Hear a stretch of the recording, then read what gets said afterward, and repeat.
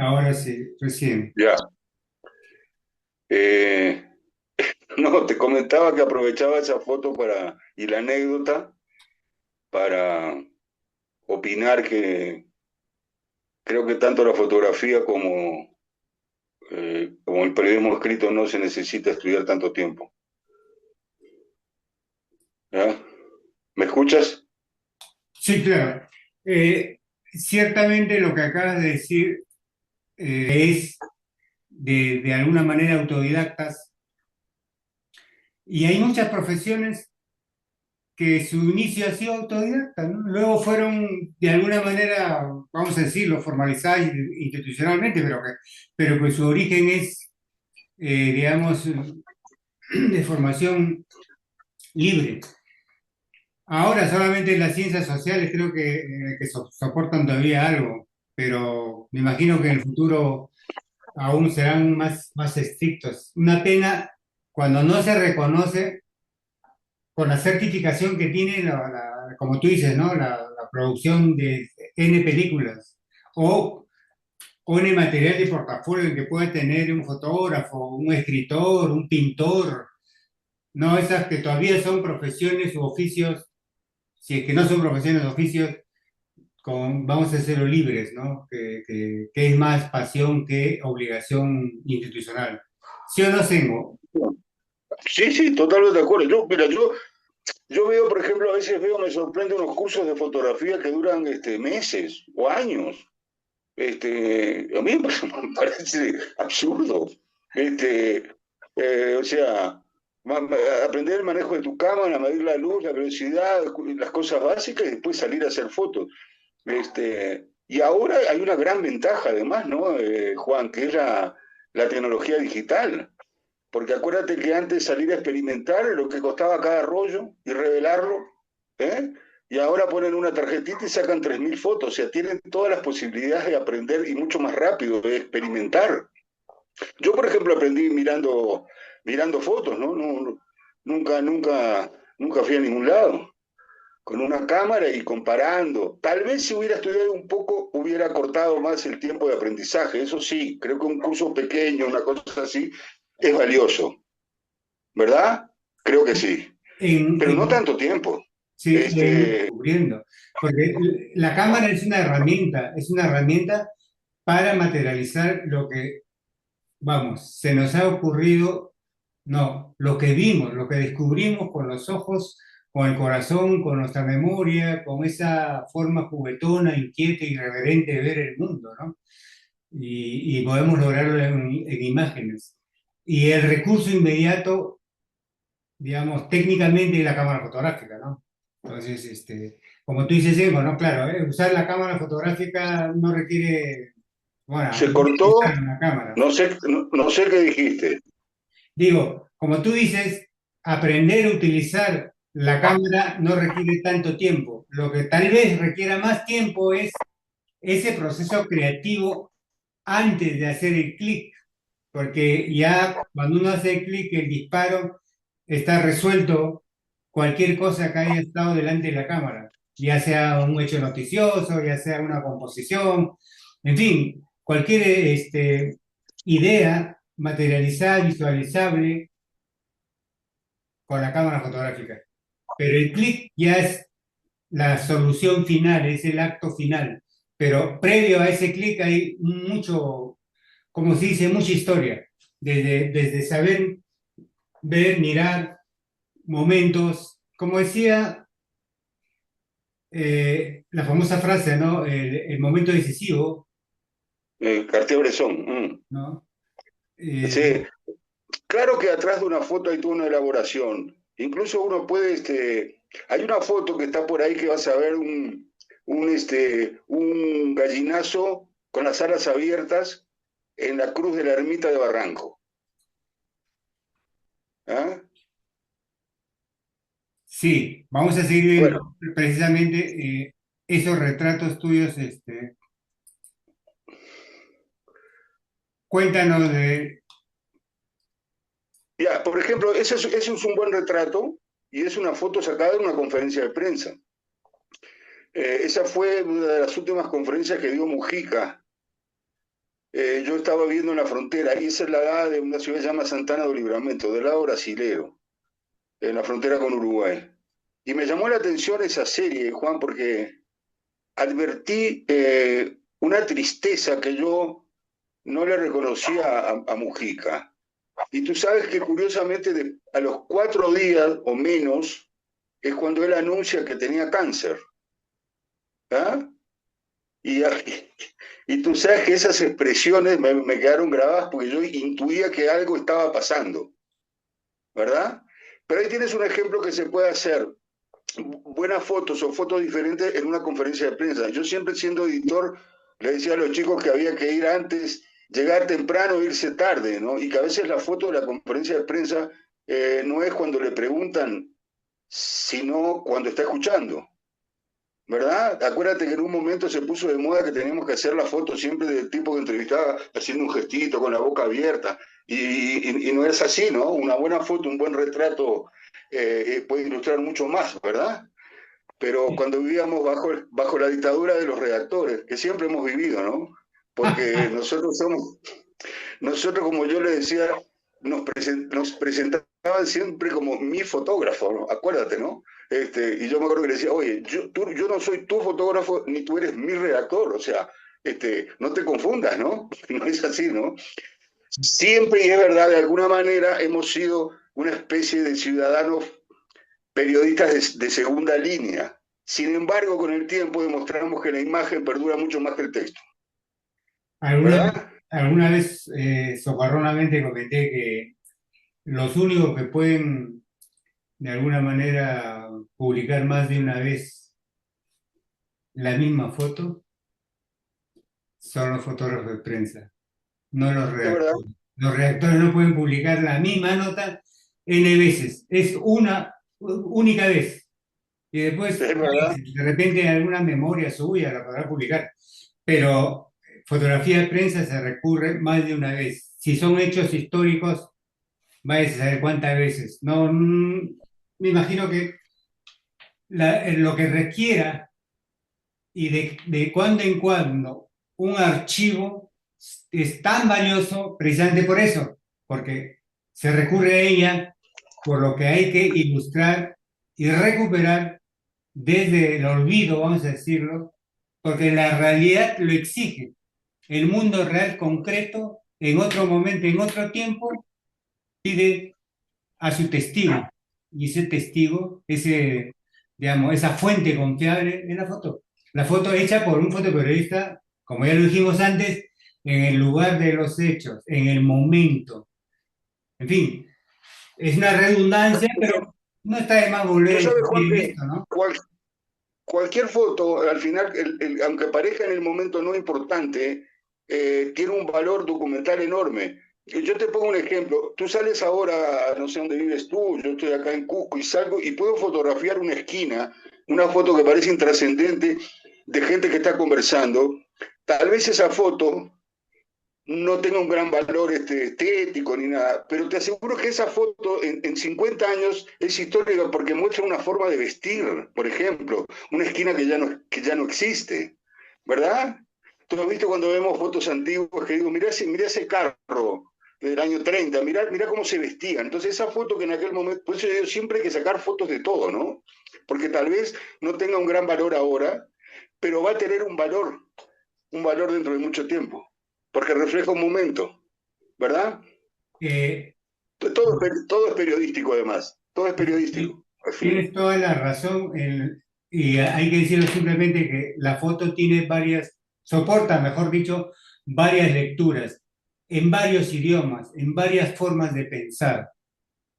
Sí, Y creo que por eso algunos escritores dicen que una foto vale más que 1000 palabras. Y como yo dices, ¿no? creo que sí, pero, a ver, disculpa la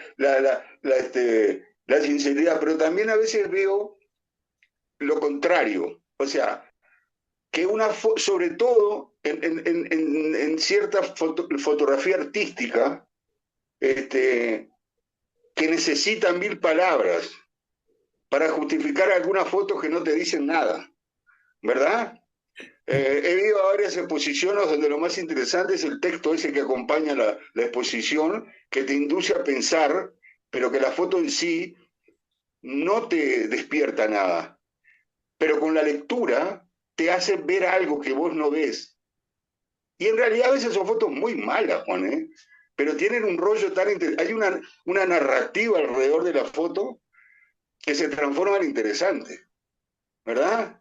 Y en realidad la foto debería hablar, porque lo interesante de la foto, viste, es que a mí me ha pasado que saco una foto por una cuestión estética, por la luz, me gusta, sin el propósito de que tenga un significado. Y es interesante cómo cada persona la ve diferente, porque cada persona tiene un mundo, tiene un pasado, y esa foto la interpreta, ¿no? Eso me parece muy interesante. Yo no les digo nada, porque a veces me dicen, acá veo esto, y yo, la verdad, yo vi otra cosa, pero eso es interesante.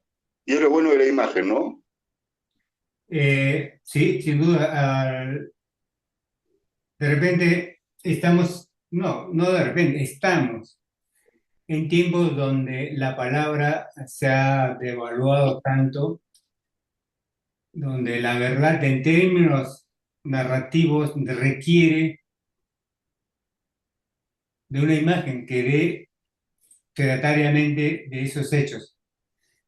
Y hablemos ya de literatura, ficción, que es otra cosa, ¿no? Ajá. Y, Sigamos, y sigamos con contexto, los ¿no? retratos. Y Mm. ahora, como dice Sengo, hay obras o las pretensiones de obra artística en términos visuales, fotográficos, requiera un paralelo, requiera un texto. Eh, sí, Ahí, muchas veces. ahí hay otro tipo, Este, no sé, ahí entraríamos a otro tipo de conflictos con los que son los curadores, los que tratan de moldear de alguna manera ese imaginar del universo que puede llamarse arte o propuesta, eh, aventura, en hay, fin. Hay tantas hay- hay- formas de justificar, ¿no? Total, son cosas que se han, que si les puede ocurrir a un autor, a un fotógrafo que está indagando y que probablemente puede estar en un proceso. Sí, eh, es una forma de eh, explicarnos cosas, ¿no? pero tú te das cuenta que es verdad. Hay ciertas exposiciones y ciertas cosas, a veces colectivas, en donde tú ves el anuncio de prensa y menciona al curador y no a los artistas. ¿Ah? Un, un amigo, un amigo en son de broma tenía una frase muy linda, dice, si estará enfermo el arte que necesita curadores. ¿Viste? Siempre me parecía muy buena. Ese está bueno, no lo había escuchado, pero bueno.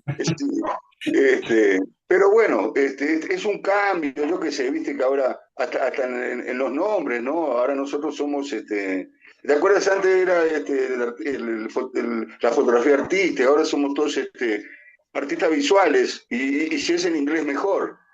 Nosotros eh, éramos reportero gráfico, ahora somos documentalistas, ¿no? Me parece interesante el cambio, pero me parece como el renegar de algo y sentirse como avergonzado de algo de lo que somos. Somos fotógrafos. Si te preguntan, me llamo Juan Ponce, pero ¿qué eres? Eres un fotógrafo, pues, ¿no? Yo me siento un poco de pudor de definirme como documentalista, suena bien, o artista visual, ¿no? Por eso en mi Facebook me he puesto, prefiero más como artesano imaginero, ¿no? Me suena mejor, más próximo a la gente. Estás poniendo, ¿Ah? estás poniendo, diría yo, el dedo en la llaga de cómo, no solamente en la fotografía, ¿no? En las diferentes formas de expresión de la sociedad, de la cultura en general, estamos en ese tránsito de redefinir esa identidad, ¿no? Nuestras identidades, como dice Sengo, creo que parte de lo básico. La realidad en términos de fuente de información, que es la formación, digo yo siempre, de fotoperiodismo, ¿no? Es la fotografía, en sentido como fuente de información. Ese es el principio. Ahora, de ahí que puedas, no sé, interpretar, desarrollar, ya en su fase documental, un seguimiento, en fin, lo que quiera y lo que venga en el futuro, pero tiene un principio y creo que el fotógrafo es el principio y después puede venir cualquier, ¿cómo se dice? Cualquier calificación, pero si no eres un buen fotógrafo, creo que la cosa es un poco complicada. Digo, es una forma de tratar de zanjar algo, pero esta es una conversa seguramente en otros ambientes más cool, vamos a decirlo, más light o más, más intelectual, más de curaduría, serán otras cosas, ¿no? Sí, mejor no ponerse en contra de los curadores. Seguimos con el No, material pero de Zen Popero. Sí. ojo que a veces sí te das cuenta que uno, a veces uno, es muy subjetivo y la objetividad del curador sí te sirve tal vez al ordenar las fotos, ¿verdad? Y sí, algunos que son valiosos, ¿no? Y hay otros que no, ¿no? Hay unos que te suman, sí, otros que no. Porque al final si nosotros hemos sido editores, Juan, si debemos elegir las fotos de los demás, también podemos elegir las nuestras, ¿no? ¿Cierto? Ahí es un poco, bueno, primero la honestidad, ¿no? Yo no puedo ser juez y parte también, ¿no? Creo yo. Ya, Eh, ya, eh, este que estamos viendo es don Juan Gargurevich, una eminencia de historia viva del periodismo peruano, ¿no? Fue extraordinario, ¿no? También es para que veas eh, todo eso es luz natural, con una cámara, por ejemplo, esas de César Gutiérrez, la otra, simplemente la otra, la que mostraste ahora del bombardero, esa es Garbulevich. ¿Ya? La otra es más común, la luz que cae sobre el cabello de César en la foto siguiente. Esa no, esa ya la comentamos. Ahora pasa la otra.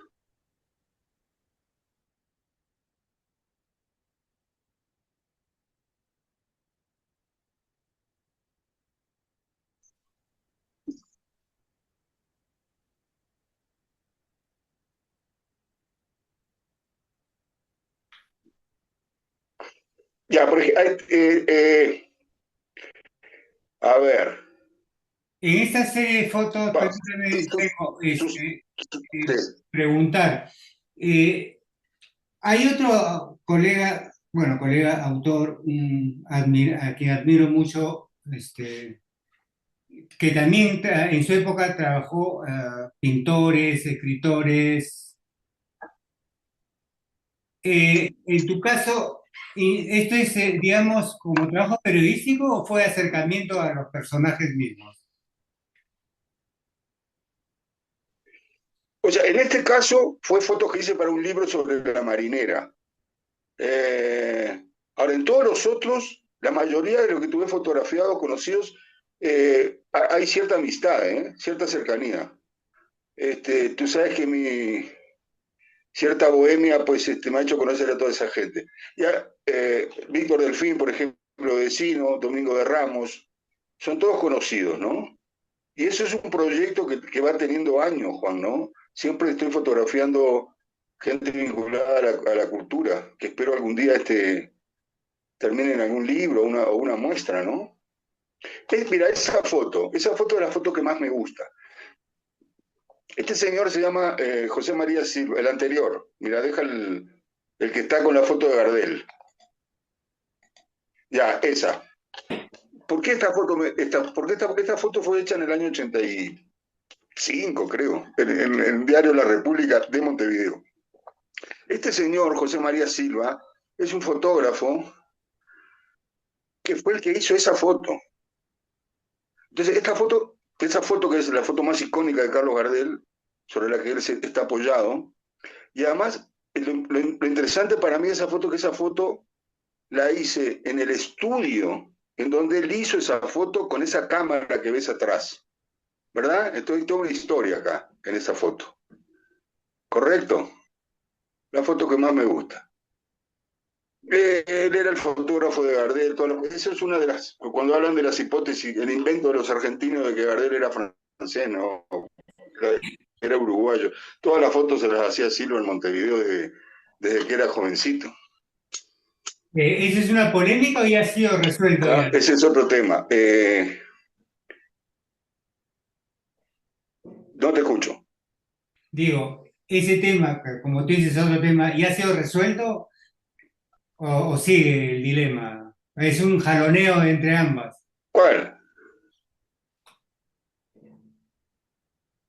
¿El de Gardel? Claro. ¿Eh? No, el de Gardel sigue porque es un negocio. O sea, hace un tiempo un diputado uruguayo dijo, ¿por qué no hacemos desenterramos los huesos del que creemos que es el padre de Gardel, el uruguayo, y lo comparamos por el ADN? Y los argentinos se pusieron como locos porque eh, yo qué sé, pero está, es como la guerra del pisco y eso. A mí ya no, es un tema que me satura ya. Ahí no sé qué pasó. Pero ahí está todavía la polémica. Según él, este fotógrafo, me acuerdo, me dijo, ya murió hace tiempo, ¿no? Fíjate que eso tiene tantos años, ya era un anciano, él me dijo, no, a mí me dijo 1000 veces Gardel que era uruguayo, pero bueno.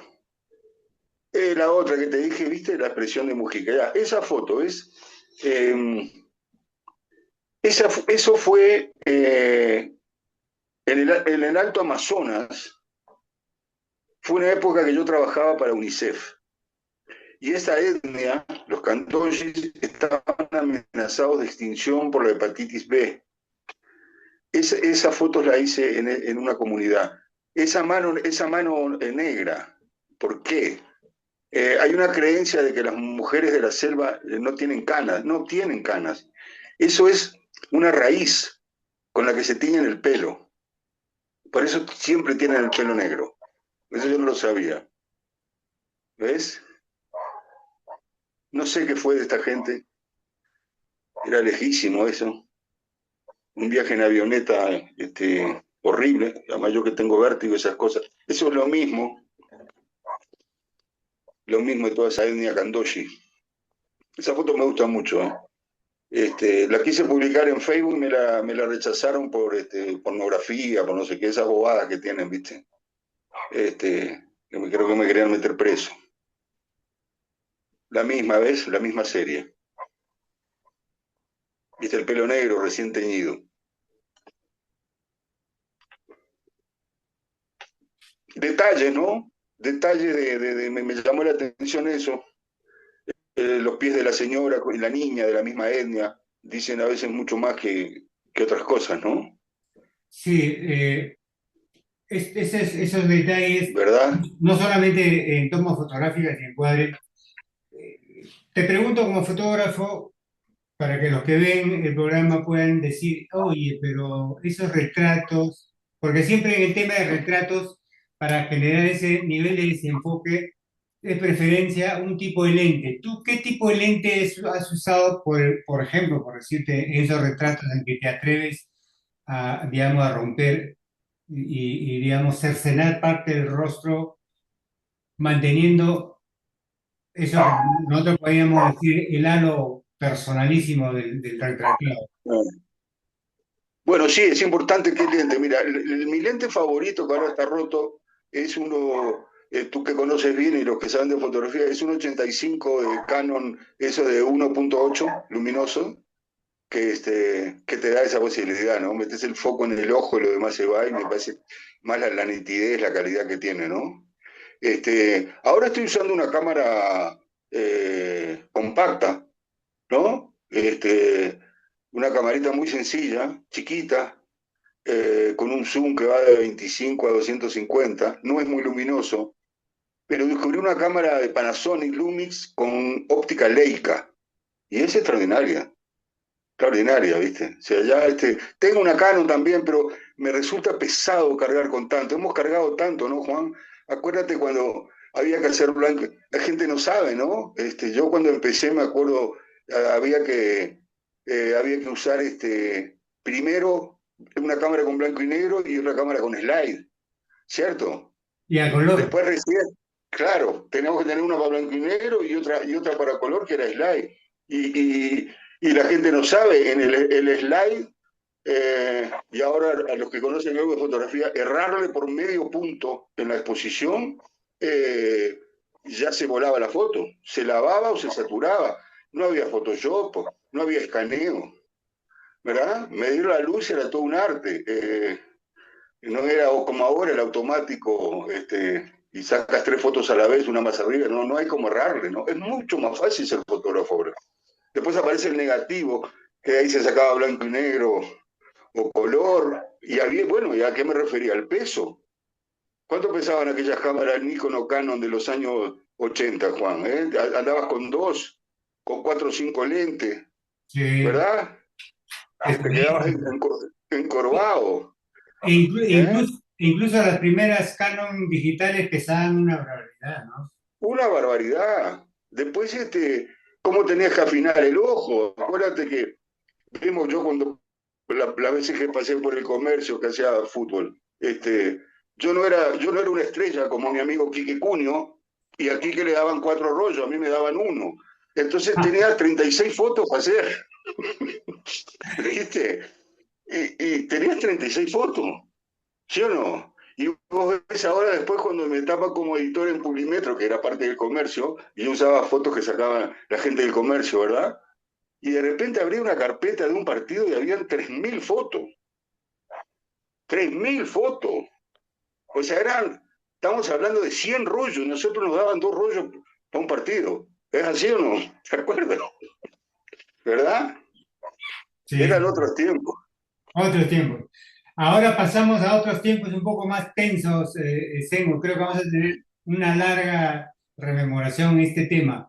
Y me gustaría también ingresar a este tema y esperemos tener tiempo.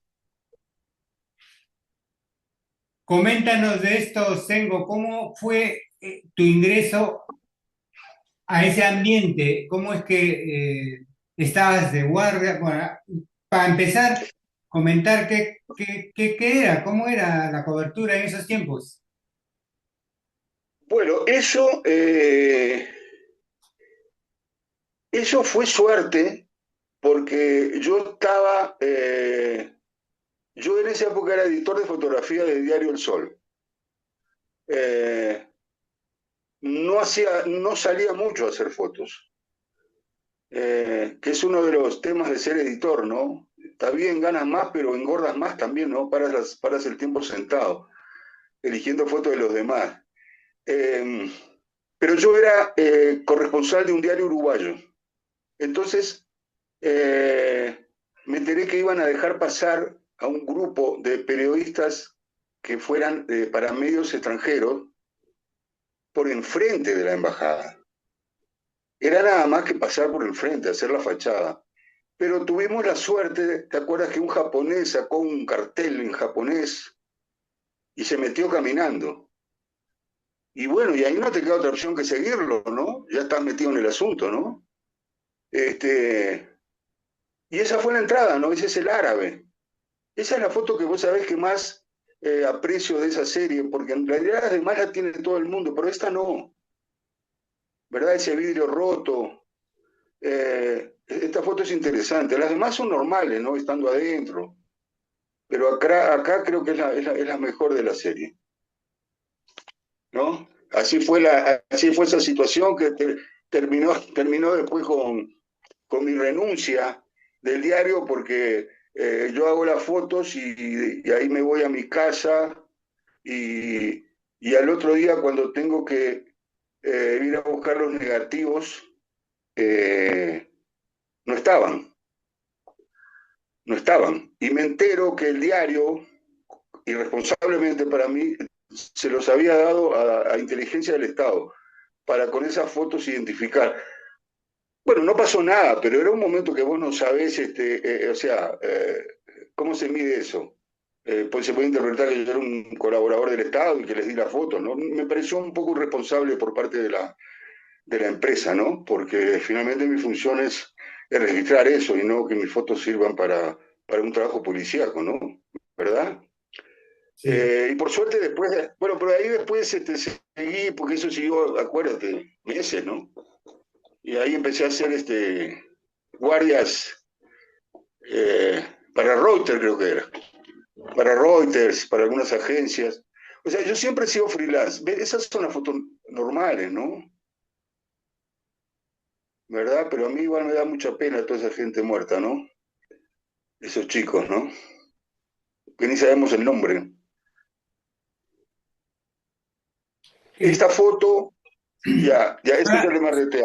Solamente para terminar el tema MRTA y rememorar un poco los hechos que ya se sabe, pero no está de más comentarlo, en el sentido de que fuera un grupo que toma por asalto la residencia de la Embajada de Japón justo en una reunión a propósito del aniversario. Exacto, Y, exacto. y bueno, hubo un momento en que ellos dejaron entrar a prensa extranjera. Y No, es, en realidad no es que, ojo, ahí hay un error. Yo he leído que nos dejaron entrar, que hubo una coordinación previa. No, no es cierto. O sea, el japonés se mandó con su cartel y en realidad fue una cosa media surrealista. O sea, como que golpeamos la puerta y apareció el árabe. Y además dijo, ¿qué hacen acá? ¿Me entiendes? No fue una coordinación. Simplemente estábamos ahí y bueno, nos abrieron la puerta, ¿no? Fue totalmente improvisado porque al final cuando entramos me acuerdo que Serpa dice, bueno, ¿qué quieren? ¿Con quién quieren hablar? ¿No? Y fue, dijimos, bueno, tráiganos a los más conocidos, que era Tudela, ¿verdad? Pero no fue nada coordinado, ¿eh? O sea, eso es una falacia, porque como que había, siento como que decían como que había una comunicación de los periodistas extranjeros con el MRTA, que no había. No es cierto eso. eso abre varias, en estos momentos se me ocurre, ¿no? Si era tan estricto la seguridad y era posible que los terroristas abatieran a cualquiera que se atreviera a pasar el umbral de su entorno de seguridad. Eso parece un chiste, ¿no? El que alguien pase con su cartel como si fuera Pedro en su casa. Eh, A mí me llamó la atención la falta de seguridad y de rigor del MRTA en el control de los que entramos. sí, O sí. sea, perfectamente entre periodistas extranjeros que veamos, yo conocí a uno, a Alejandro, creo, a Balaguer, nada más. Los demás eran gente que estaba. Es decir, ¿qué te quiero decir? Puede ser de película, pero uno de esos podría ser un agente de inteligencia o algo, ¿verdad? Que hubiera sido lógico y entendible. Entonces, la falta de rigor, que no nos revisaran ni un bolso ni nada, ¿no? O sea, ahí advertí cierta fragilidad en el tema de seguridad de la MRTA que después se comprueba con el asalto final, en donde están todos jugando al fútbol, ¿no? En verdad, no eran muy estrictos en el tema ese, eso sí noté, ¿no? Me llamó la atención eso. Sí, todavía se sigue escribiendo y se seguirá escribiendo algunos aspectos de esto. Ahora que va a salir muy pronto uno de los actores de ese evento, que es Vladimiro Montesinos, que saldrá aparentemente muy pronto, habrán pues motivos suficientes como para recordar muchos hechos en el que tuvo actuación este señor. Y Seguimos bueno, con acuérdate, material de dale. Simón Pérez. ¿Cómo no? Ese tipo de trabajo, fotoperiodismo, se habrán dado cuenta que da para hablar de un solo tema muchas horas, muchas horas. Lo estamos haciendo casi como se dice en una síntesis muy breve, de repente Claro. respetuosamente, con referencia al hecho que merecería mayor comentarios, porque estamos con un testigo, estamos con Semo Pérez que ha estado en el lugar de los hechos y tiene, como acaba de decir, versión del mismo punto sin, vamos a decir, el momento, con los actores reales, de la atmósfera de tensión real y no con la atmósfera creativa de reconstruir la narrativa de acuerdo a los intereses que pueden tener determinados sectores Mm, en estos temas, ¿no? Como suele sí, pero ocurrir. una cosa sí que a mí la sensación que me queda es el haber esa impunidad, entre comillas, o seguridad del periodista de poder entrar a una zona como esa y poder salir. Y yo pensaba, yo entré y salí, pero los que se quedaron no tienen otra opción, ni los rehenes, ni los del MRTA, ¿no? Y bueno, y después lo que pasó, ¿no? Entonces, esa sensación de que uno es otra cosa, ¿no? Por eso a veces cuando creo que te acerca más a lo auténtico es cuando corres el mismo riesgo, ¿no? Esas, cuando hablamos de conflicto, ¿verdad? Esas idas a Ayacucho, que llegué y que al otro día los cabitos me llaman para darme 24 horas para irme y haberme quedado, y no es un tema de valentía, la gente está equivocada cuando a veces nos tila de valiente. Yo creo que somos más bien inconscientes. Es decir, nosotros sabemos que estamos en una situación de riesgo y sabemos que te puedes morir, pero lo que piensas es que a ti no te va a pasar. En realidad es eso, pero no es que seamos valientes, ¿no? Creo, ¿no? Tengo. Simplemente inconscientes, ¿viste? Ah, bueno, te quería contar sobre esto, de la entrada de lo del MRTA, porque es bien curioso. Como yo te conté, yo era editor jefe en El Sol, y yo como jefe siempre me molestó en otros lugares que los jefes siempre se agarran todos los viajes. Sabes que los viáticos siempre es una buena forma de reforzar el sueldo. Y conocemos, algunos me va a escuchar, maestro en manejar los viáticos, ¿verdad? Pero este, eh, yo solamente lo que le decía a los chicos en el Sol que si había algún evento en Uruguay iba yo, porque era la oportunidad de reencontrarme con mi familia. Yo había ido a un partido por las eliminatorias de Perú-Uruguay a Montevideo. Y recuerdo que, acuérdate, ya había caído Guzmán, yo siempre hacía fotos vinculadas con política, el MRTA no existía. Y en la última conversación con mis amigos, me acuerdo que uno me pregunta, ¿y ahora qué vas a hacer? No, ya no pasa nada en Perú. Y yo digo, no sé, pero siempre en Perú pasa algo. Y cuando regreso, en esa noche el MRTA entra a la embajada, que se consideraba desaparecido, ¿te acuerdas, no? Entonces, siempre me acuerdo de esa conversación y amigos cuando veo Uruguay me la recuerdan, me dicen, pero che, qué increíble, ¿no? Porque parecía que no pasaba nada. Y mira lo que pasó, ¿no? Pero sí es pues una sorpresa siempre. Bueno, ahí tienes una foto de Guzmán.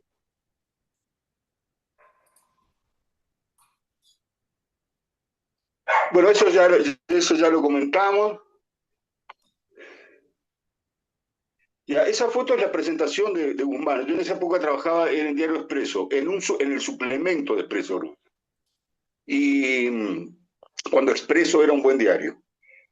Eh, Viste qué curioso, ¿no? Esa es la foto de la Comisión de la Verdad, de la exposición esta de la Comisión de la Verdad, es esa la foto, ¿no? Y habiendo tantos fotógrafos como eligieron esta, ¿no? O sea, porque hay un montón de fotos de Guzmán así, pero sí las reviso y como que ninguno ha logrado captar esa expresión, ¿no? Tal vez la ubicación, ¿no? De repente, obviamente, que estaba acostado conmigo, probablemente el barrote le tapara un poco la cara. Acá quedó perfectamente encajada en esos dos barrotes y ese gesto, ¿no? ¿Verdad? A veces es suerte. Y buena suerte. Sengo, en esta cobertura, ¿cuánto tiempo esperaste para lograr ingresar o iniciar la presentación y cuéntanos un poquito cómo fue ese espectáculo, vamos a decirlo? Yo no me acuerdo mucho, no me acuerdo mucho, pero éramos un montón de periodistas. Primero presentaron a Maritza, ¿verdad? Eh, y después a él, sí, un espectáculo circense, que a mí no me gustó para nada, ¿no? O sea, la jaula tapada, develando la lona. Nos llamó la atención esos atuendos que creíamos que eran de película americana de los años 30, ¿no te acuerdas, no? Esa vestimenta. Supongo que ahí está la mano de Montesinos, ¿no? De cómo armar el show. Sí, a mí no me pareció, por más que fuera repudiable la figura que presentaba, no me pareció bien eso, ¿no? ¿Verdad?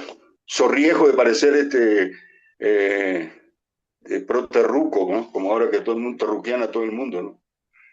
¿Verdad? Pero no me pareció. Te preguntaba eso porque obviamente la, la memoria para la gente que ha seguido esta historia, y la secuela posterior siempre es, vamos a decirlo,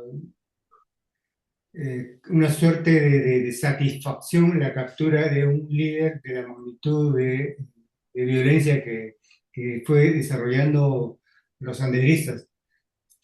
Y Claro, realmente la totalmente. forma y la estrategia de bajarle la moral a su gente fue uno de los recursos, creo yo, de la forma de presentación, ¿no? Ahora, te preguntaba cómo fue la presentación para la gente que no sabe la época. Ah, sin duda, porque eso fue parte, fue inteligente. Porque acuérdate que en aquellos tiempos al presidente Gonzalo, como se autodenominó, hay gente que creía que se transformaba en cóndor para escapar de las fuerzas o que se transformaba en piedra. Eso es lo que se creía en la sierra. Entonces, esta forma, ¿verdad?, de presentarlo es bajar la moral, es decir, no, no, es tan humano, puede ser tan humillado como, ¿no? Creo que sí, que fue esa la intención, ¿no? Sin duda. De hecho, se desmoronó Sendero después de eso, ¿no? Ciertamente, seguimos con parte de la historia. De repente los que ven el programa pueden decir, pero esa historia ya la escuché, ya lo vi de otros fotógrafos, de otros reporteros que ya vi en el programa. Pero hay que, efectivamente, puede haberse mostrado el mismo tema, fotos de Ismael Guzmán en la captura, pero la vivencia personal y cómo llega cada reportero a ese evento, a esa cobertura, son diversas historias. Y obviamente la de Senghor, Ujú. como él dice, por ejemplo, el caso del MRTA, él circunstancialmente llega a Perú desde un viaje a su país natal, Uruguay, que fue a cubrir otro evento, llega a Lima y se encuentra con el hecho, ¿no? Y como él dice, y recuerdo un comentario parecido que recuerda a Sengo en el sentido de que un reportero chileno que estuvo en Lima cubriendo un evento se quejaba comparando con la actividad intensa que en ese momento, estamos hablando del periodo de Alberto Fujimori, tenía mucha actividad presidente y este reportero enviado de Chile decía que en Chile en la cobertura del Palacio de Gobierno era que no pasaba nada, pero que no, pero literalmente Claro. nada. Y que estar en Lima era pues fabuloso porque había todos los días, había actividad y había siempre algo que hacer, esa es una riqueza como fuente informativa. Y admitiremos que seguimos siendo, Ah, pasaba de todo. desafortunadamente no siempre para cosas positivas. La mayoría de ellas en los últimos tiempos es totalmente negativo, ¿no? ¿Tú cómo lo ves, Sengo? Sí, no hay buenas noticias, ¿no? ¿No? Bueno, sí, definitivamente no hay buenas noticias, ¿no? Ni nada bueno de fotografiar, ni siquiera en fútbol, te das cuenta, ¿no? Mira cómo va la selección, o sea que es completo. Ah, Eh, bueno, no sé, pero y siempre, y ahora estamos en puertas de un absurdo, estamos a puertas de un absurdo conflicto con Colombia, ¿te das cuenta? Es de loco esto, es de loco, ¿eh? ahora Pero así es. dirán los jóvenes que dicen, ay, estos se quejan porque, por cosas positivas, negativas. Bueno, el fotoperiodista en ambos momentos, ¿no? Lo que estamos como expectativa, como una generación que ha visto un horizonte de deseo de lo mejor para el país, es lo que nos obliga a decir que todo lo que últimamente sucede como noticias es negativo. No suma en el sentido positivo, que es la aspiración de una sociedad de mejorar, avanzar, porque No, se está cortando, estamos está en un paralizado. círculo vicioso que ciertamente los reporteros de cualquier fuente informativa la tienen que cubrir, la tienen que documentar. El problema está que esa No te escucho. documentación a veces en verdad suma a la distorsión y ahí creo que merece programas como este hacer recordar que hay mucha responsabilidad en el trabajo periodístico del reportero gráfico, ¿no? De documentar efectivamente, como dice Sengo, antes decías, oh, este eran fotógrafos, ahora son documentalistas. Pero ahora se dice documentar en el sentido de que tiene un valor adicional ese material fotográfico que recoge el fotoperiodista. Y tiene que tener ese carácter documental en el sentido de que ha recogido verazmente de una fuente confiable. ¿Cuál es la fuente confiable? La realidad, ¿no? No hay otra. Ahora, puede malinterpretarse o no, es otra cosa. Solamente Sí, que por todo. lo dejamos en el sentido de que tanto hechos negativos o positivos, el reportero tiene que documentar. Hoy Somos en testigos, día, ¿no? O sea, hoy en día lo que sí hay que recuperar y tener mucha agudeza es precisamente seguir siendo fuente confiable, el autor digamos, de las fotos. Que como tú decías antes, era solo fotógrafo y ahora es documentalista. Pero en estos no, momentos estamos, podemos estamos viviendo, referirnos como che, estamos documento. viviendo, sí, estamos viviendo un momento terrible en cuanto a la imagen con el tema de la inteligencia artificial. A mí me sorprende que crean en cosas tan absurdas, porque no hablamos de nuevas generaciones. El otro día vi una imagen de un delfín salvando a un leopardo en el Ártico. ¿Qué hace un leopardo en el Ártico, che? Y la gente emocionada, pero gente mayor, o sea, se olvidaron de lo que aprendimos en la escuela, que no hay leopardos en el Ártico, que se cayó de algún barco, de un circo, o sea, y la gente se emociona. Y lo peor es que cuando tú le haces ver que eso es falso, se molestan, porque quieren creer que eso es verdadero.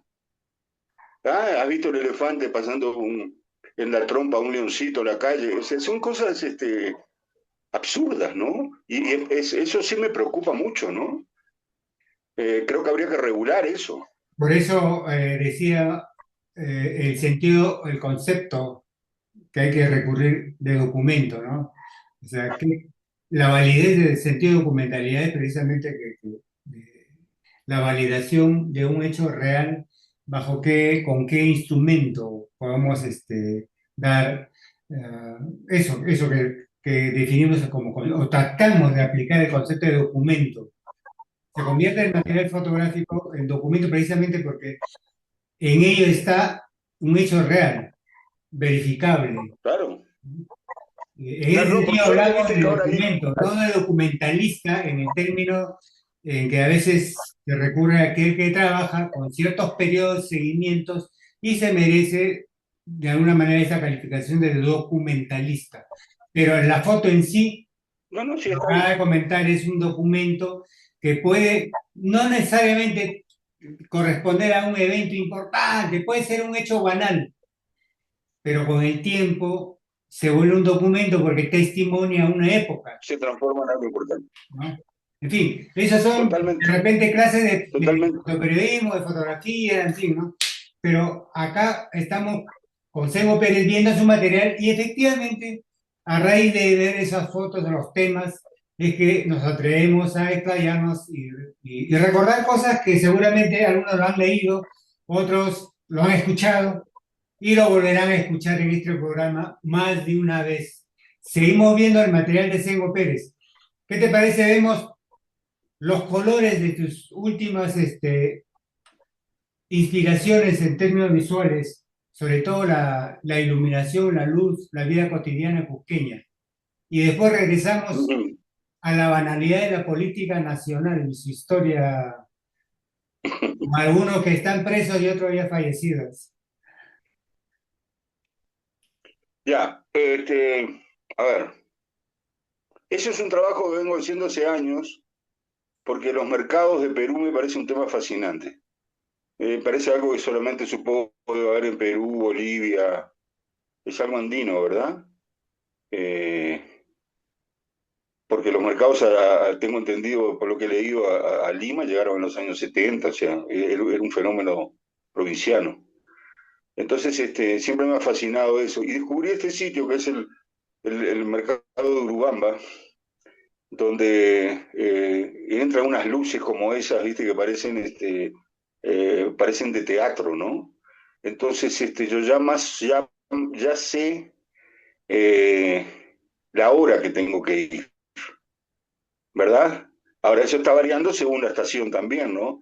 pero yo acostumbro, por ejemplo, incluso cuando no estoy con la cámara, que pocas veces, o paso por algún lugar muy rápido, o no de apuntar el sitio y la hora en que pasé, para saber que puedo volver y tal vez encontrar una luz similar, ¿verdad?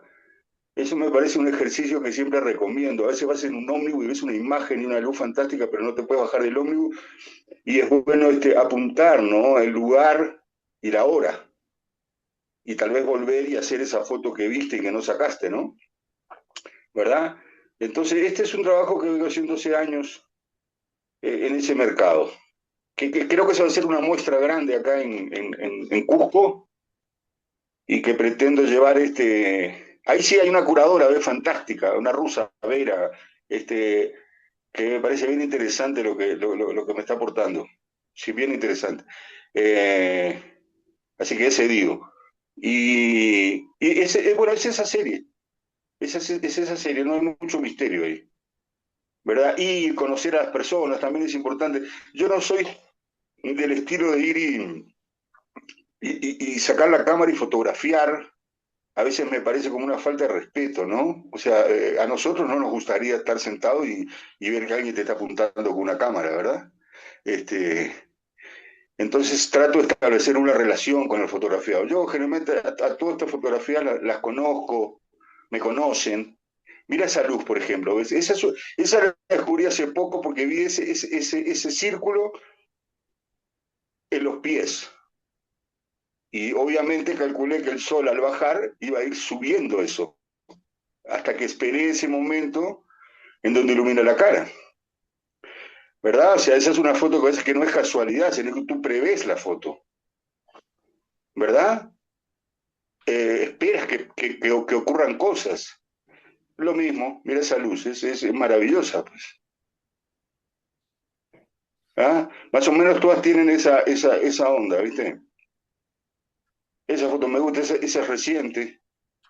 Ahí, por ejemplo, en la anterior, en ese triángulo que tú ves, tú, yo ubiqué el triángulo. O sea, ese era el fondo de mi foto. Y esperé como una hora.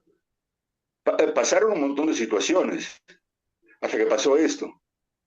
Pero no es que levanté la cámara o me moví. A veces el fotógrafo no tiene que moverse mucho, sino permanecer, ubicar, encuadrar y esperar que algo suceda. Sucedió esto que a mí me gusta, ¿verdad? El niño que está atrás casi a contraluz, la mamá iluminada, y ocurrió esto. Puede no haber ocurrido. Otras veces he estado una hora esperando que pasara algo en un fondo que yo vi y no pasó nada. O sea, es paciencia también, ¿no? ¿Verdad? Sí, claro. Lo mismo. O sea, me parece que era más interesante la mano y esas hierbas y el color que el rostro, ¿no? Pero eso es así, mira que ahí hay gente que cree que acá hay mucho trabajo de Photoshop. No, son unas sombras muy profundas y una iluminación muy fuerte que hay. Es así. Claro, manejamos un poco, sin variar mucho, pero Juan, a ver, hay gente que habla del Photoshop, pero igual en la fotografía analógica, la foto nunca es una verdad, nunca es verdad todo, el color, ¿verdad? Porque tú manejas la subexposición, la sobreposición, y después manejas el laboratorio, manejábamos el grado de papel, y con eso manejabas el contraste. O sea, el Photoshop bien usado con las cosas básicas como si fuera un laboratorio, es eso, un laboratorio digital, ¿no? ¿Verdad? Pero siempre la foto es una mentira, ¿no? Me refiero no al momento, pero al color, es una linda mentira, ¿no? O sea, ahí está la capacidad del fotógrafo, la cámara es un instrumento y entre tu ojo y lo que pasa, pasan un montón de cosas que tú manejas. La Ah, profundidad de campo, la subexposición, medir a las hay, altas luces para que las luces bajas se vayan al negro, o sea, hay, conocer de técnica, ¿no? sí, hay algo que me hace recordar una conversa que tuve anoche, no una conversa, pero me obligaba a hacer un comentario con un colega que está haciendo una maestría en antropología visual, me parece. Eh, y yo le decía sobre mis lecturas y, y viendo tus fotos, digo, vuelvo a recordarme el tema, ¿no? Eh, ¿Cómo redescubrirte primero uno? Porque ahí veo en tus últimas fotos, eso que acabas de comentar de Urubamba, que ahora me dices que radicas, y que has aprendido a conocer la ciudad, la actividad, la comunidad, ser parte de ella. Y hay una arquitectura totalmente, obviamente distinta de la parte visual a lo que hemos visto anteriormente, ¿no? Una cobertura noticiosa, informativa, retratos, pero claro, uno dice, Sí, ¿cómo estableces, cómo te descubres ese vínculo, ese proceso digamos, es una suerte de, de catarsis, es una suerte de, como dirían estos, que la nueva tendencia de volver al principio de la naturaleza, ese Sengo Pérez natural, ese Sengo Pérez meditativo. ¿Estás en ese proceso o no, no, no, no, sigue siendo, yo siempre he hecho, nunca estuve de acuerdo con eso de que es fotografía artística o que es fotografía periodística, todo es, yo creo que todo es periodismo al final, porque esto que estás viendo es un registro también, pues puede ser un reportaje gráfico perfectamente, en este caso va a ser una muestra y tal vez un libro, pero eso es periodismo. Yo creo que uno nunca deja de ser periodismo. Después, en este caso, como no estás registrando un momento, ¿verdad? Sino una historia, y tienes más posibilidades para desarrollar eso, ¿verdad? O sea, no estás pensando en una sola imagen, sino en contar una historia con varias imágenes. Entonces, puedes jugar con detalles, con planos abiertos. Pero yo pienso que siempre estoy haciendo periodismo. Mira, paralelo a esto, yo camino mucho. Eh, Me gusta caminar. Pienso que no caminaría tanto si no fuera porque soy fotógrafo. Porque a la vez que camino, en cada caminata hay un proyecto. Por ejemplo, yo descubrí acá, yo vivo en Yucay. Yucay tiene 152 hectáreas de antenería inca. No existe en ningún lugar del imperio o ex imperio tanta antenería concentrada. No hay un libro, Juan, no hay nada. Entonces, caminar por los andenes es ir descubriendo.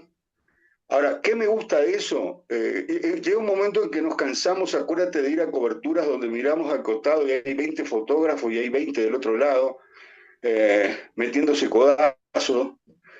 Y esto de andar, de hacer este tipo de cosas, de estar solo, me parece fantástico. Además, yo no puedo salir con nadie. Si yo salgo con alguien a hacer fotos al mercado, no las hago. No, no puedo. Tengo que estar solo. Caminar por los andenes, por ejemplo, no te mandé fotos de eso, creo, es una aventura. O sea, yo me siento un arqueólogo porque nadie me está guiando, yo los estoy descubriendo, ¿verdad? Hay una frase bien profunda, yo alquilo una habitación en la casa de un papacho acá y que tiene una chacra. Entonces en un momento digo, ¿cómo llego a aquellos andenes? Le digo, hay caminos. Y me contesta, siempre hay caminos, solo hay que saber verlos. ¿Verdad? Entonces he hecho todo esto que estoy haciendo es descubriendo, ¿no? Obviamente ya están descubiertos, pero para mí es un descubrimiento, ¿no? Entonces, la fotografía me ayuda a caminar, ¿verdad? A caminar mucho. Yo siempre digo que la fotografía no se hace yendo en un vehículo, tienes que caminar. Y tú sabes muy bien que la diferencia entre una foto mediocre y una muy buena foto puede ser 30 centímetros, puede ser un paso, ¿verdad? Y también el camino que recorro no es el mismo cuando voy que cuando vengo, ¿no? Siempre hay que caminar mirando para atrás, porque te puedes perder una foto también, ¿no? ¿Verdad? Entonces creo que caminando se hacen algunas fotos. lo que me lleva a preguntar o comentar toda esta, ah, a partir no solamente de la foto de estas, sino de otras cosas, es cómo Sengo Pérez establece un vínculo emocional con, con un aspecto de una ciudad, con un aspecto de una persona, con un momento, con un objeto. A eso me refería cuando te decía al principio, ¿no? No al principio, sino hace un momento, en qué estado está Sengo Pérez, ¿no? Dónde está volviendo a descubrir cosas que antes no la había visto o no la había sentido. Me refería en ese sentido, Sengo. No sé cómo responder. Obviamente le estoy dando un toque más, más cuidadoso en la composición, en la búsqueda de la hora, como te digo. Eh, es por ahí. Sí, bueno, siempre le quise dar un toque artístico a las cosas, que a veces cuando haces periodismo puro y pelado no tienes tiempo, ¿no? Como hablábamos, ¿no? Estás a los codazos con los colegas. Eh, Creo que eso es otro tipo de fotografía, más reflexiva, con más tiempo, más disfrutable, ¿no? Creo que es más disfrutable. Ya no estamos para correr tanto, entonces O sea, sí se es más corre, disfrutable, claro, sí se más, corre. más prever las cosas, ¿viste? Por ejemplo, para hacer esto que no te he mandado de los andenes o lo del mercado mismo, son muchas idas también. O sea, en el tema de los andenes, yo me he recorrido todo a diferentes horas, entonces ya sé a qué hora voy a ir a tales andenes y a qué hora voy a ir a otros. Cuándo le da el sol. Es más, con esto te adelanto que nunca he enseñado, pero quiero hacer unos pequeños cursos prácticos acá que van a consistir en eso, ¿no? En salir con chicos y recorrer los andenes. Pues yo sé a qué hora ir, ¿no? Cómo enseñarles un poco a ver diferente, a ver un primer plano, a armar una historia. Pero en la práctica creo que es donde mejor uno aprende, ¿verdad? Sin duda, Estoy seguro. sin duda, ahí es donde aparecen las dudas reales, no las dudas del imaginario que digamos que toman más tiempo tratar de responder, pero las dudas en los hechos reales concretos sí se resuelven efectivamente en el momento. Y eso es vital, ¿no? Eso es lo que marca la experiencia real. ¿Verdad? Seguimos Exactamente. Seguimos viendo tu material en el lado periodístico que quedó casi como una pausa precisamente para este espacio y entendernos y que la gente que ven ahora tu material, los que dudo mucho, pero los que no te conocían, no pueden conocer a través de este trabajo, de estas opciones visuales que estás desarrollando, ¿no? Uno nunca deja de ser autor en términos fotográficos, ¿no? No. Esa, eso es de aquellas giras que hacía Toledo, fue presidente, claro, la primera vez. Y hacía unas puestas en escena brutales, ¿no? Me acuerdo que viajábamos en un Antonov, creo que era. Era un avión horrible que demoraba en levantar 10 metros como 10 minutos y yo me moría, ¿viste? Porque el polar no me gusta. Pero fue una buena experiencia eso, ¿no? En un día creo que bajamos en 3 ciudades. Este, y esas son las fotos que más me gustan, ¿no? O sea, como te decía, ¿no? La clásica debería ser él hablando, pero esos gestos que él hacía teatrales, me parecían fantásticos, ¿no? Saber ubicarse. Ese es acá en Cusco, la campaña de Alan García, donde este señor, que había sido, creo que él había interpretado al Inca en algún Inti Raymi, y era prista, y lo presentaba algo así como el Inca moderno, Alan García. Y Alan García, me acuerdo del discurso, dijo que si Perú fuera justo, este señor, que además creo que tenía un apellido que venía, debería ser el presidente del Perú, ¿verdad? Por su sangre incaica, ¿no? Eso me acuerdo mucho. ¿Ves? Esta foto es lo que te decía. Mucha gente dice, mira la historia de esta foto, es bien interesante. Eso fue durante la pandemia. Yo pasé la pandemia toda en Barranco. Tenía un pase de prensa, podía salir, era un privilegiado. Entonces, eso fue la Semana Santa y yo iba haciendo fotos de acuerdo al día, sacaba alguna cita bíblica y hacía fotos alusivas. Entonces, el jueves anterior al Viernes Santo, me acuerdo, yo pensaba, la foto tiene que ser la crucifixión, ¿verdad? Y esa foto la pensé, dije, yo voy a ir ahí y voy a esperar.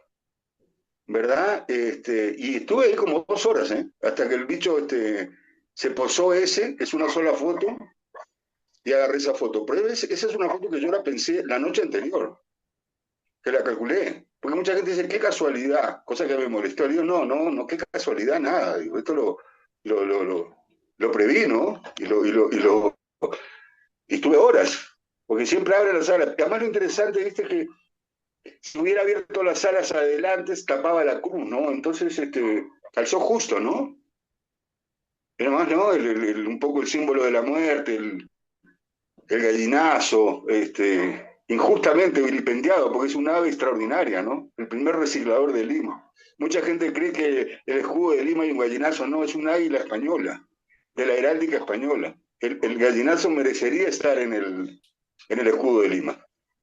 Grande Sengo Pérez, esta ha sido una conversa amena, larga, reflexiva. Te agradezco, Sengo, por tu paciencia y sobre todo por esa voluntad de compartir no solo la experiencia, sino, me parece, momentos de vida muy intensas, como todo fotoperiodista, ¿no? Que siempre está, como decíamos, entregado de alguna manera al otro.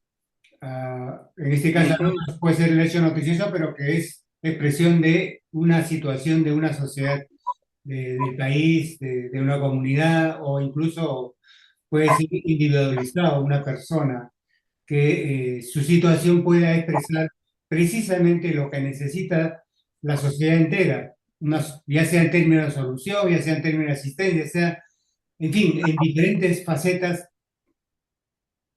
que requiere ser testimoniado, ¿no? Y eso es la tarea que Yo renovamos. te quería comentar una cosa interesante, que nosotros somos unos privilegiados, Juan, porque digamos que pertenecemos, si quieres llamarlo así, al área artística. Y el artista nunca se jubila. Eso es interesante. Tú no te ves sin sacar fotos, y ni yo tampoco. Y eso es a favor nuestro, porque eso nos mantiene vivos y jóvenes, ¿verdad? Porque no es aquel trabajo de un cobrador de un banco que se jubila a los 60 y después se dedica a comer pan y a engordar. Nosotros no, pues. Y yo creo que vamos a morir sacando fotos, ¿no? Y eso es algo que nos mantiene vivos, ¿no? Y otra cosa importante que en mi caso sí es, siempre tuve alma de freelance. O sea, siempre he tenido que salir a buscar y vender las cosas. Lo de Chile, yo me fui a Chile sin tener ningún contacto y allá conseguí trabajar para revistas grandes de Brasil, una revista bella, que imagínate que vendía 1,5 millones de ejemplares, era la segunda revista del mundo. Creo que Time la superaba nomás. Entonces, siempre tuve alma de freelance. Y eso también es importante. Yo me acuerdo que me sorprendió porque yo nunca llegué a completar como contratado, solamente en un sitio completé un año, en Publimetro, que era el Grupo El Comercio. Y la emoción mía era cuando me dijeron, bueno, oye, te toca vacaciones. Yo estaba tan feliz de saber que tenía un mes de vacaciones y que todavía me pagaban, porque nunca había vivido eso. ¿Te das cuenta? Entonces, eso es ser freelance. Este, fue la única vez, ¿eh? Eso es importante. Importante porque tienes que estar activo proponiendo cosas siempre, ¿no? No estás esperando que te den la comisión, ¿verdad? Eso es otra forma. Los freelance son también dentro del periodismo otra raza. Es lo que te quería comentar. Te agradezco el interés y la conversación y bueno, a las órdenes. Esto es su programa La Otra Caja de Pandora, que ha conversado con Semo Pérez, y nuevamente nuestro agradecimiento. Y es lo más probable que esta larga conversa, para no distraer demasiado, pero muy interesante, lo presentemos en 2 entregas. Quiero decirles generosamente a los que nos ven, los suscriptores, que ya lo hicimos con el comentario final, pero insistimos, nuestras condolencias al gremio periodístico y a las familias de los reporteros gráficos que partieron a otra dimensión. Y los que quedan, hacemos esto, comentando los trabajos de fotoperiodistas y mostrando sus trabajos. Esto ha sido su programa La Otra Caja de Pandora y nos despedimos con Sengo Pérez y Juan Ponce Valenzuela. Sengo desde el Cusco y yo desde esta humilde ciudad de Lima. Nos vemos, Engo. Un abrazo. Chao, mi hermano. Gracias, gracias, muy amable.